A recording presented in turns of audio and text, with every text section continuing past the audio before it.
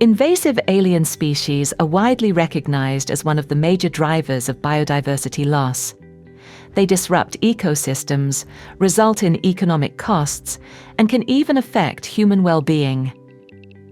For policymakers and managers of natural areas, this creates a difficult challenge. They must decide which species to prevent from spreading or manage, and where to focus their efforts. But those decisions are far from simple. With a massive number of species and spread pathways, it can be overwhelming to know where to begin. Time, funding, and staff are always limited, so deciding which species to prioritize becomes even more challenging.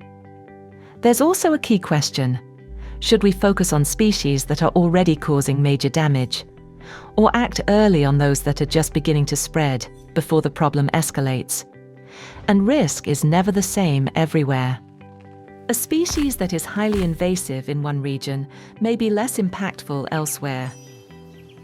All of this is made more challenging by the lack of harmonized information to support prioritization.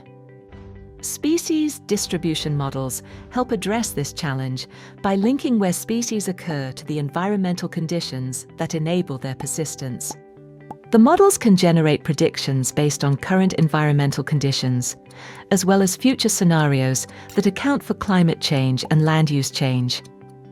This makes it possible to identify vulnerable areas and high-risk species in advance, supporting proactive, rather than reactive, management. To help turn complex modeling into a practical tool for decision makers, the OneSTOP project developed a species distribution modeling gallery. It brings together prediction maps for 170 invasive alien species under current conditions and future scenarios. Managers can go there, can download the information, so they can see hotspots for regional and national concern, for current conditions and also for future conditions, and they can use that information alone or aggregated to prioritization and to monitoring. Like any model, species distribution models represent a simplification of the reality. So you must keep always this in mind. They don't represent the real distribution of the species, just habitat suitability for the species. So the species can be there or not. There is a degree of uncertainty in each prediction. Also, these type of models or results are really dependent on data inputs, data quality, also in the modeling techniques that we choose to model the species and also the scenarios.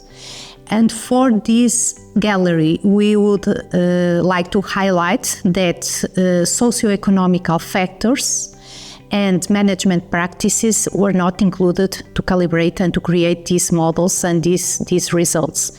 This can be considered a decision support system, but not a decision maker tool. The gallery is intended to inform prioritization and dialogue, not to replace judgment or existing governance processes.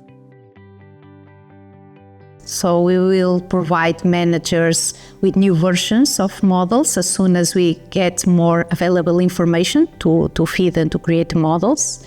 Then we will we would like to integrate the gallery and the gallery outputs in OneSTOP tools, so already developed tools in this project.